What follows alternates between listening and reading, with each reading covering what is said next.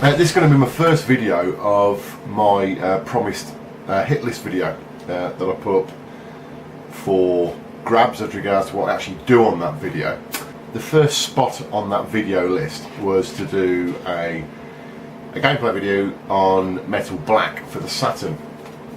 I don't really know what to say about this game that's actually positive, and I'm sure I might get severely slagged for this, but I don't like it.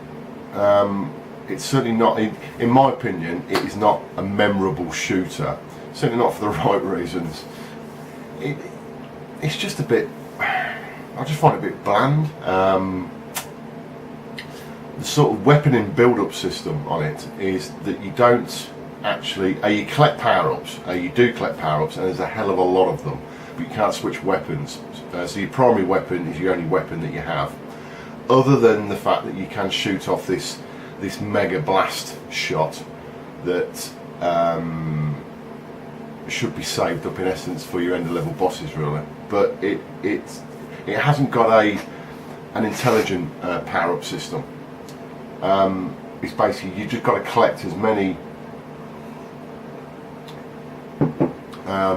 available energy bars or whatever they're called, and there is a name for them. Nualone molecules. And basically collect those, and it gives you more and more power on your standard shot that you've got, and it will change it slightly as regards to how it does shoot, but basically as soon as you get shot you lose a majority of that. So yeah, it's a bit of a pain in the backside. And the actual game is made by Taito, and it actually saw an arcade release. I can't remember seeing this in the arcade, I must admit. It must have been that memorable. It came out in 1991 in the arcade and was released on the Saturn in 1996. So a 5-year delay on that. Horizontal scrolling shooter. It's fairly classic in that way. And it was actually produced for the Taito F1 system, arcade hardware. I mean, like I say, it's. I don't think it's a good shoot 'em up. And actually, when I look at it, I think it belongs to something like a Super Nintendo. It reminds me very much of some shoot 'em ups that came out on the Super Nintendo. It's got some nice graphical effects on it, but again, certainly something that doesn't really stick in my mind. I mean, it looks alright, but it does look a bit basic, in my opinion. And again, I know it's not all about the graphics, it's about the gameplay and so forth, but I just find it a bit boring. I really do find it a bit boring. So I suspect this isn't perhaps the opinion that some thought I might give the game. I don't know. Perhaps that was one of the reasons why it was asked for as a review, really. Perhaps other people have thought that about the game, but just wanted others to see what they think about it. But you know, see what you think, guys. We'll switch to some gameplay video, and you can see for yourself. But yeah, it's not one of my favourites. This is Metal Black on the Saturn. Something I forgot to actually mention in the sort of discussion part, the first part of this video, was that the actual game, I don't know why I forgot this, but an actual game flips between a sort of first-person shooter perspective, as you can see here as part of the track sequence. You basically have to zoom in on those, or lock on those aliens to actually blow them up.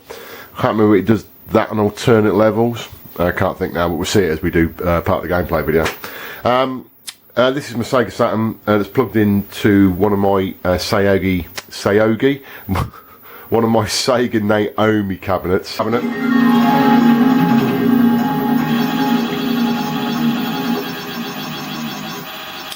So this is the initial power shot that you have, and like I said, if you collect these groovers here, this will just increase your power.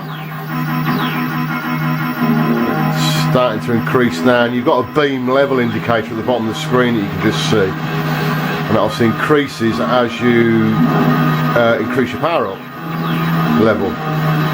But you can't flip between any other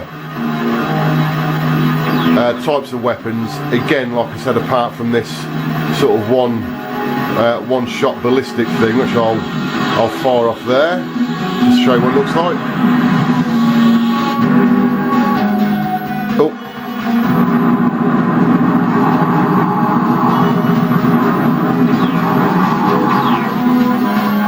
So again, because I got killed, then it basically shot all my power up away. So I've got to go and collect it again. And I just find it quite slow as a shooter. There's just not much going on, and I just find it boring. Perhaps I'm on my own in that way. I don't know. Now this appears to be a load of jumping frogs, I think. I could be wrong. What are you killing?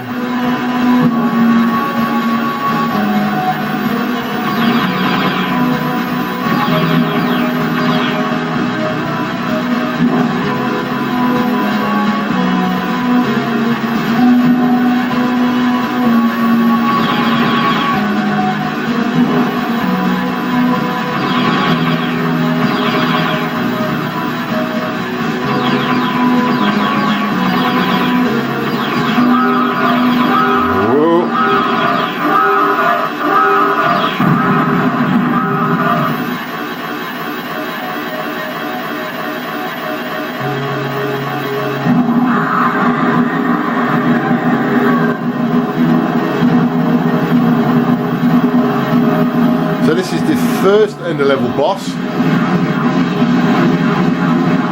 firing out his own blow.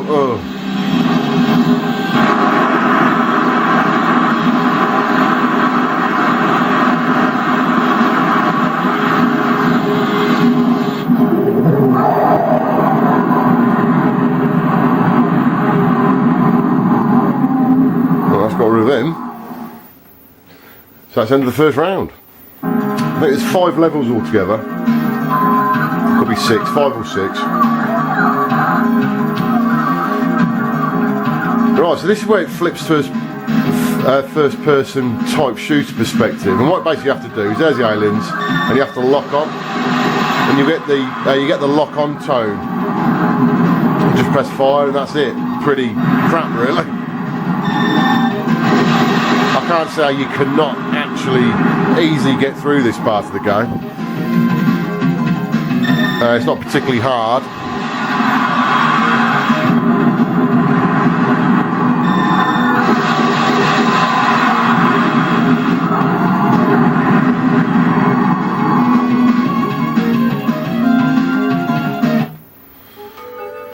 So level 2, I think now.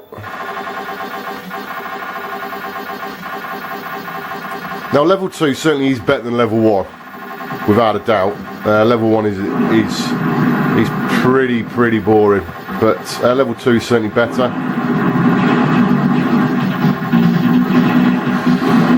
Now this reminds me more of something like Darius Twin on the Super Nintendo. And we're nowhere near as good, but